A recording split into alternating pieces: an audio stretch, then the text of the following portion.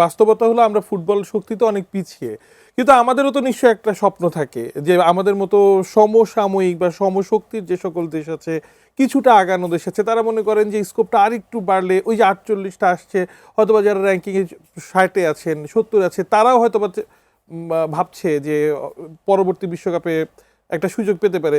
ছোট দলগুলো বা কম শক্তিমত্তার দলগুলো কি আসলে অনুপ্রাণিত হন না বিশ্বকাপে খেলার এই হাতছানি এভাবে একটা পেলে?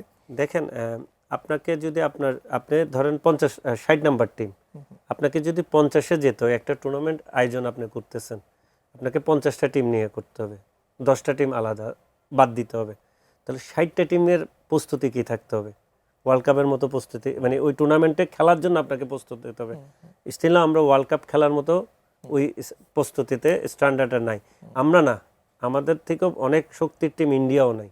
আপনি কথাটা বুঝতে পারছেন? আরও সাবকন্টিনেন্টের এখনও অনেক দেশ আছে যারা, সৌদি বলেন, সৌদি আরবও নাই, তাইলে আপনার অনেক দেশ, চায়না নাই, ওমান নাই, ওই জায়গাটুকু পর্যন্ত যেতে পারে না। তাহলে আপনাকে ওই জায়গা থেকে যেতে গেলে আপনাকে কি করতে হবে?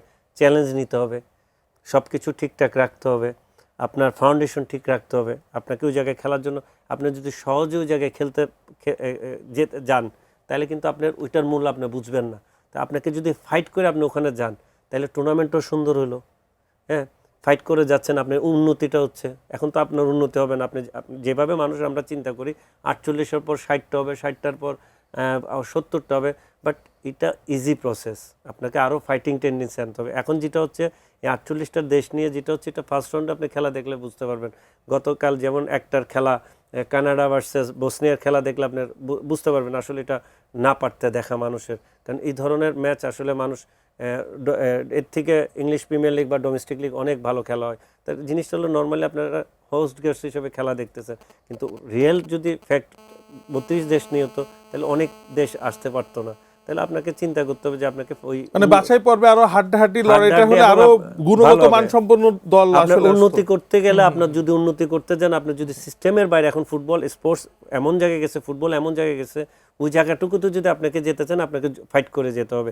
খুব ইজিলি প্রসেসে আপনি সিস্টেমের কারণে যাবেন, তাহলে আপনি ওই আনন্দটা পাবেন না। মানুষ খেলাধুলার দিক থেকে আবার মুখ ফিরে। কেন ওয়ার্ল্ডের বেস্ট খেলা ফুটবল?